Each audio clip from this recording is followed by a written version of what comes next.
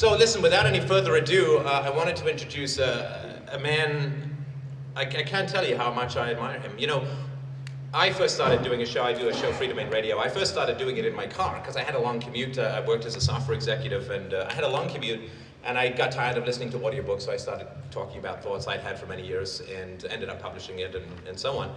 And then there sort of came a tipping point where I said, you know, this is really becoming much more fun than my day job. And so I talked about it with my wife, and I then eventually quit and ended up relying on donations because there's nothing more noble than begging for a living. Hey, Socrates started it, and I might as well continue the trend. And I felt, you know, this was a courageous thing to do. I was like, yeah, being courageous. And then I heard of it, then met Adam Kokesh. Now, of course, for those of you who don't know, Adam is an ex-Marine, and so when I look at my journey and the things that I sort of had to, quote, sacrifice in order to become a messenger of reason, truth, freedom, evidence, reality, whatever you want to call it, I was very much humbled by the amount of integrity, courage, and sacrifice to go from being a Marine to being an incredibly passionate anti-war activist, an incredibly motivating speaker, an incredibly powerful community organizer. I know the word got a little bit abused recently, but it is a very powerful and noble thing to be doing.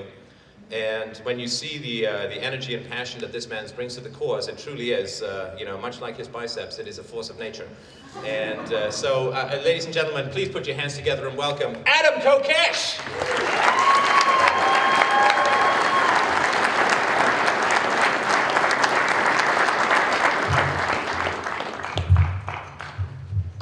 Thank you all very much for being here, and thanks to the organizers for putting this on. We have some late-breaking news out of Washington, D.C. tonight from the Conservative Political Action Conference. You might have heard of their famous straw poll that is supposedly heralded as the measurement of who the conservative movement is supporting for president. And since Ron Paul won it the last 2 years in a row, it's been declared by many people irrelevant. But with Mitt Romney winning it today, it is now officially irrelevant.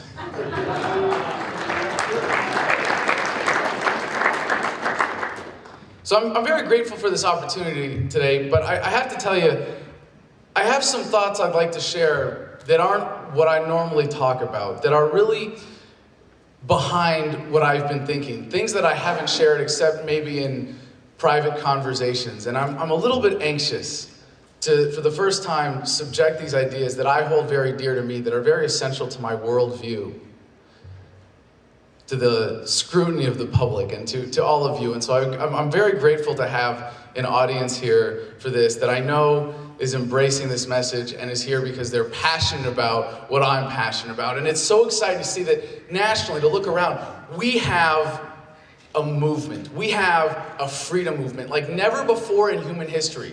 We've seen political movements in different countries. We've seen political forces come together and do great things and overturn governments and advance humanity. But never before in human history have we had a freedom movement like we have today in America. A movement of people who get this message at a philosophical level, at a moral level, at a spiritual level. And so I want to communicate to you today what that means to me and why I define the freedom movement so inclusively as anybody that wants to see freedom increase in this country or in this world or for humanity. And before I do, I want to take a second to ask, who are we as a movement? And a lot of times we look around and we see this beautiful community of such a diverse group of people, of so many different backgrounds, of different perspectives on liberty, of different professional backgrounds, of all the different demographics I could list, race, ethnicity, religion, yada, yada, yada. But it's people that are brought to this message. And there is one thing that I have noticed that is a universal theme that brings people together, that brings people to the message of freedom. And I think it's something that we try to overlook as we try to appeal to the mainstream, and we try to sell this message to the public, and we try to sell it in the political context. We often forget who we are. Because the first people that are going to be attracted to the message of liberty, the first that are going to challenge the establishment, that are going to stand against the government, that are going to stand against the status quo, are not the ones that the status quo treats very well. It's not going to be the valedictorians and the prom kings and queens. No, it's going to be the misfits. It's going to be the punks. It's going to be the people that have been victimized by the system. It's going to be the people that have gotten the short end of the stick when it comes to government. It's not to say that we're all such misfits. It's not to say that we're all such punks. It's not to say that everybody in our movement has to have experienced it firsthand to have come to the message, to be motivated to consider liberty as an alternative to statism. Some of us, some of you, not me, some of you are smart enough to learn from the mistakes of others. Some of you are smart enough to see the pain and suffering that others experience at the hands of government and want to do something about it. But it's not the people that the status quo treats really well that are going to be the first to question government. And it's an exciting time to be alive. It is such an exciting time to be alive historically. I like to, begging permission from the Chinese, borrow an old saying of theirs, which is appropriate since they're probably going to own this country soon enough. May you be blessed to live in interesting times. And it seems that humanity is on the verge of so many great things. So many incredible historical trends are converging right now. I mean, just look at life expectancy, look at technology, look at what we're capable of. And I'm going to come back to that. But I want to say that it's easy to be scared. It's easy to look around when you believe in liberty and you understand that the government is what it is. When you understand the scam, the immorality of statism, it's easy to look at the NDAA, the military detention provision, section 1021, and go, oh my gosh, now they can legally black bag anybody in the middle of the night and make us disappear. Before they had to do it without saying anything and, break their own rules to do it, sort of, maybe. It's easy to look at the wars and say, oh my gosh, look at this unnecessary human suffering. It's easy to look at the drug war and say, holy crap, how did we get to the point where we have 2 million Americans in jail for victimless crimes?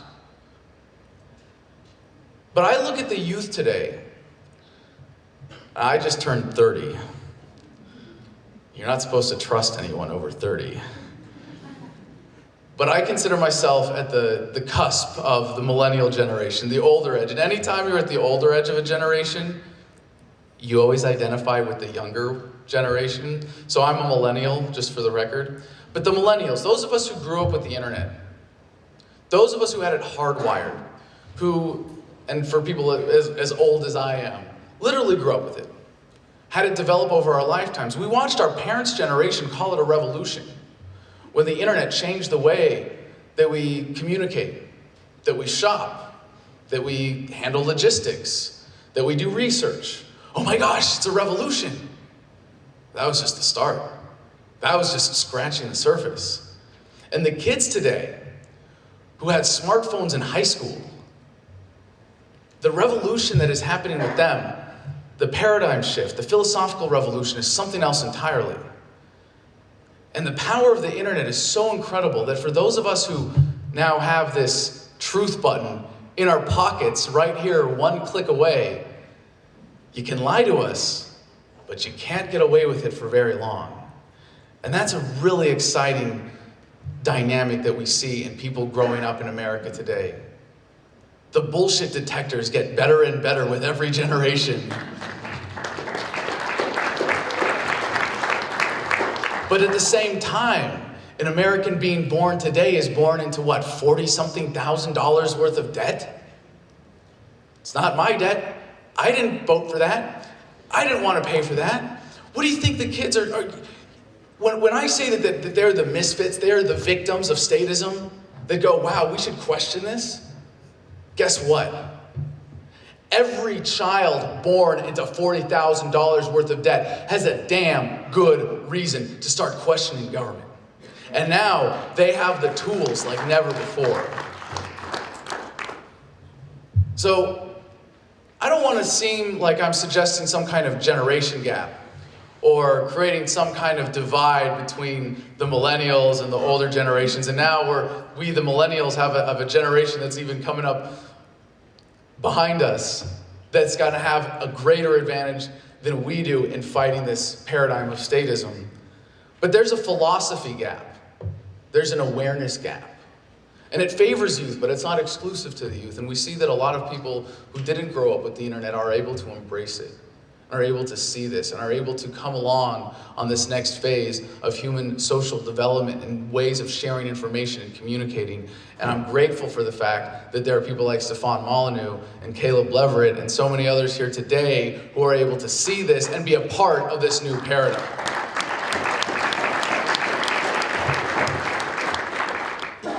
So, to get to the ideas that I'm actually a little bit anxious about sharing tonight, I want to get back in time about 2 million years to humanity's state of nature.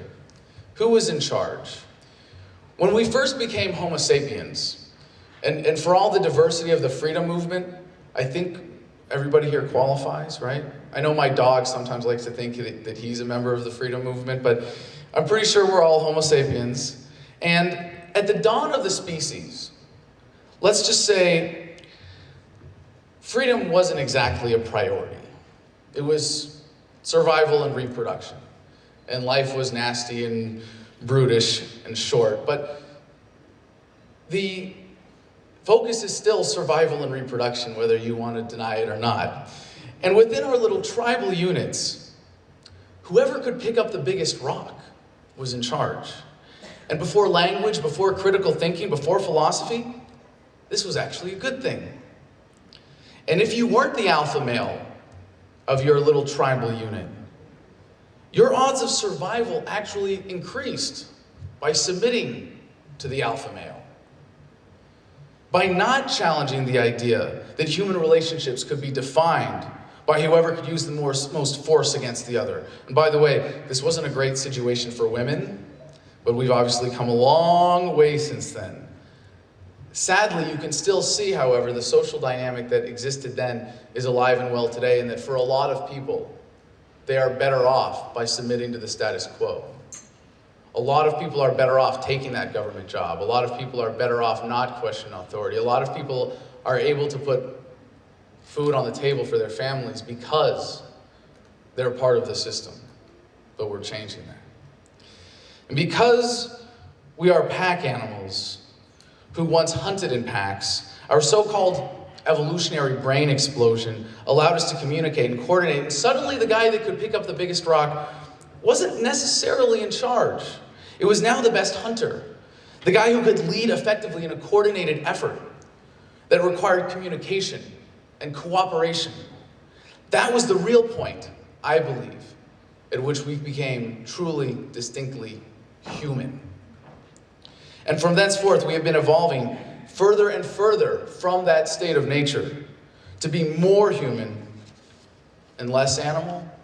Not that we'll ever not be animals, but to have the gift of reason and logic that no other creatures on earth enjoy, at least to the extent that we do, is one that we are really only starting to realize the potential of 2 million years later. So we've gone from whoever could pick up the biggest rock was in charge to tribalism, to communism, to socialism, to capitalism with slavery, to capitalism with wage slavery, and so on and so forth. And I see this from the long view very optimistically, because I think that this progress towards a state of a free society is inevitable. To me, freedom is simply a byproduct of our ability to apply logic and reason and see that there is a better way than dealing with each other by force and fraud and coercion. This is our destiny as a species. Now, the ideal state of liberty is arguably not actually possible. You could have what you might envision as a free society, but the moment that someone gets punched in the face, it's not a free society anymore, at least for that person. The right to self-ownership, as it is so essential to freedom, is then violated. But that ideal that we can strive towards is something that I think more and more people are embracing. And it's a process of 2 steps forward and 1 step backwards here. I'm not some idealist to say that this is obvious and this is happening, and I'm not trying to deny the current reality that so many people are very legitimately afraid of when they see what government has become, this monstrosity, this leech on the rest of us. But really, we could see it as a process of 2 steps forward and 1 step backwards that happens simultaneously on many different threads. And you could see the start of a major step backwards in 1913 with the founding of the Federal Reserve. And you could see, if you really understand, and I know not everybody is an expert on monetary policy. You don't have to be an advocate of freedom. But when you do study monetary policy, and to the extent that I have, and you come to realize the pervasiveness of the implications of the Federal Reserve on the rest of society, you could see this as a major step back in this process of human social evolution that I'm trying to describe here. But within that time, within that past 100 years, we've also had some major steps forward. Just here in America, we had a gay rights movement, a civil rights movement, and a women's rights movement. And I'm not here to advocate for any of the ways that those have been enshrined in government, but those represent major steps forward in our ability to treat every human being with love, faith, and respect, and develop freedom not as simply as something to covet for ourselves, but a way of relating to other people, of respecting their freedom, of respecting the divine rights that we all share as human beings. But the paradigm is shifting. It's not revolution. It's the love-volution. It's a paradigm shift. The philosophical revolution, as Dr. Paul calls it. The message of liberty has to be a lot more than government is bad, statists are evil, and sheeple are stupid. No, it can't just be about that. And it's not. The message of liberty is of love and empowerment. And we shouldn't be sitting on the sidelines shaking our heads because we've realized something that others haven't. We should be right there in the game, taking charge and showing people that there is a better way, that survival and reproduction is better off, the odds are increased in a free society, that freedom is the greatest thing we can do for our own security, because it is the greatest thing that we can do to provide for our own prosperity. And anybody who studied Austrian economics, who understands the free market, the basic concept that when two humans interact freely in a free exchange is because they feel that they both benefit. This is the foundation of capitalism. And when you take that away, when you introduce violence into the equation, inevitably that possible ideal, that potential of dealing with each other, of interacting for mutual benefit at all times, is compromised. We are falling short of our possibilities every single day simply because we accept force and violence in society. And that is subtracted from what we are capable of technologically, what we are capable of in prosperity and producing a quality of life for ourselves and for our children and creating a better world for the generations to come. But maybe it's futile. Maybe if you take this view, maybe if you share this idea that I've embraced, if you share this way of looking at human history, it's easy to say, well, then it doesn't matter what we do. Maybe it's all futile. As activists, maybe it doesn't matter. Maybe the next generation is going to be libertarian anyways because they have the tools in front of them and the logic and the reason and the ability to do things that we never could.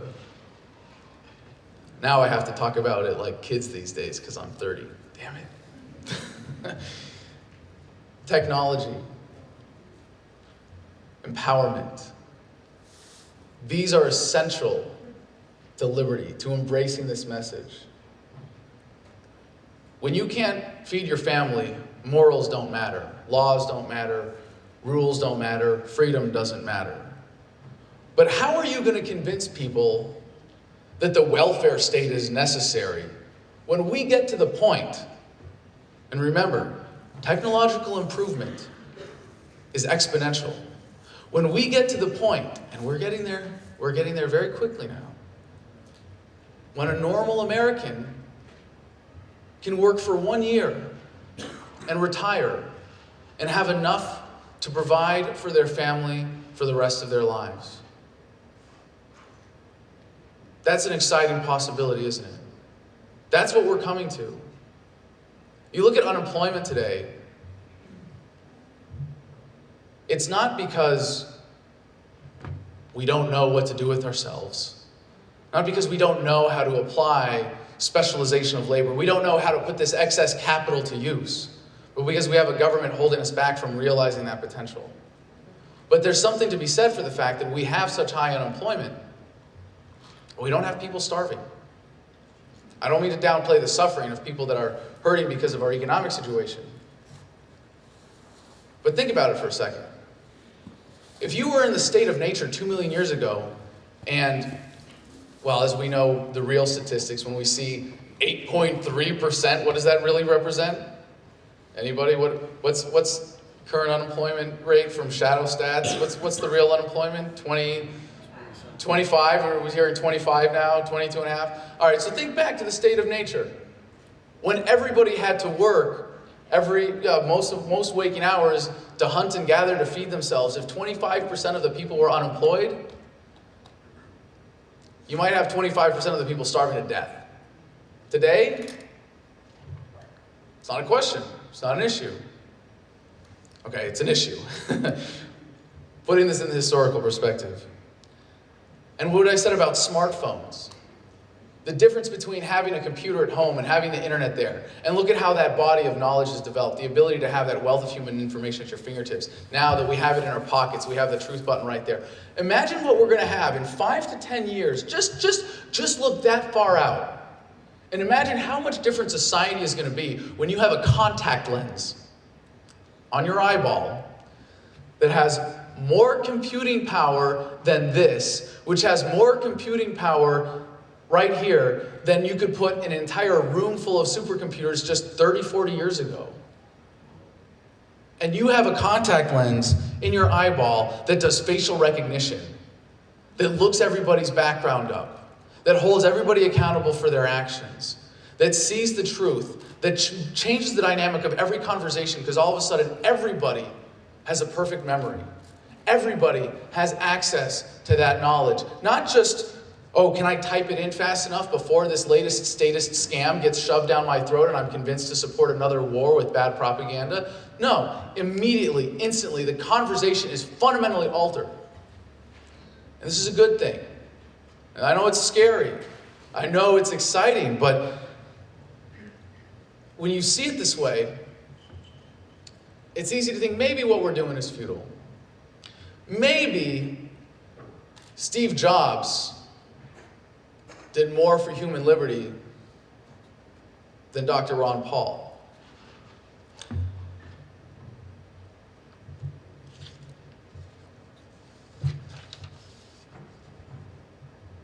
Who doesn't want to own themselves? Who doesn't want to be free? Who doesn't want to meet their fellow human beings with the love, faith, and respect that is essential to maintaining a free society? Government is like this vestigial organ of social violence, soon to be amputated and cast aside as the useless, horrid, pus-filled leech that it is.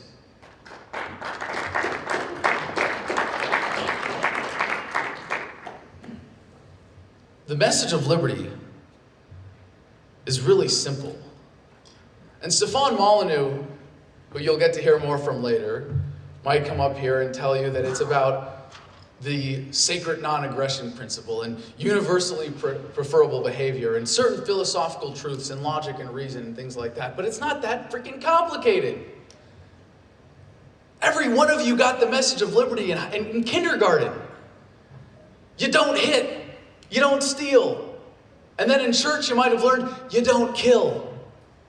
And when you did, it wasn't don't steal unless you're an IRS agent. It wasn't don't hit unless you have a badge and a gun. It wasn't thou shalt not kill unless you're wearing a uniform and Barack Obama tells you to go kill people. Those were moral absolutes, and we have carved out this exception for government, this little area of moral exception, where we have instituted all of the worst of human nature. As I said, the vestigial institution of violence, of our primitive instincts, of our inability to convince each other that there is a better way, to meet each other with logic and reason, as opposed to force and violence. But guess what? You don't have to do anything about it. Government cannot stop this movement. Government cannot stop the inevitable course of humanity because humanity marches on. The development of a free society is our destiny as a species, and it is inevitable. They cannot stop us. So you only get to decide what side you're going to be on. And once you do, once you choose freedom, you know you can't go back to sleep. When you wake up to the reality of what we are as a species and where we are going, you can't help but be compelled to help take us to this next level. So in this state of awareness, with this broader perspective, the question I find myself grappling with, is it time? If you were the beta male in the tribe of 2 million years ago, would you stand up to the alpha and tell him to go read some Rothbard and then go pound sand? Would you tell him to stop being such a tyrant? Would you tell him that he really needs to respect the freedom of others and the rights of others? No, because the tools weren't available.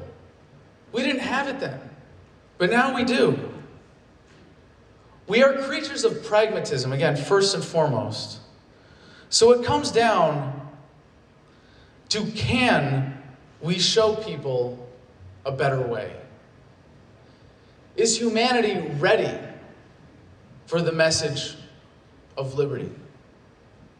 Or perhaps there are too many who are still stuck in the cycles of abuse and violence of the past, who are unable to see reason and logic, who are unable to get past the paradigm of statism, who will go to their graves. There are people alive today who will go to their graves and never get this message, who will never understand freedom, who will never have an opportunity to be a part of what I see as the completion of this phase of human evolution, when we get past treating each other like animals and we start treating all of us universally like human beings. 2 million years ago, the concept of hygiene didn't exist. But now, it's just kind of accepted. And similarly, I'm very confident that 50 years from now, all right, if you want to be pessimistic, maybe 100 years from now, liberty will be the status quo. Not just that, it'll be commonly accepted. To challenge it would be seen as a call back to an archaic time. That the times we are living in today are the end of an era. Similarly, not so far down the road, and for those of us in the millennial generation, we will see within our lifetimes the ideas of statism become as archaic as wooden teeth. It's a very exciting possibility. So should we stand back and wait for the ideas to sell themselves? Or should we stand up, take charge, and lead the Lovolution? And personally, I'm with all of you. Let's make it happen. Yeah.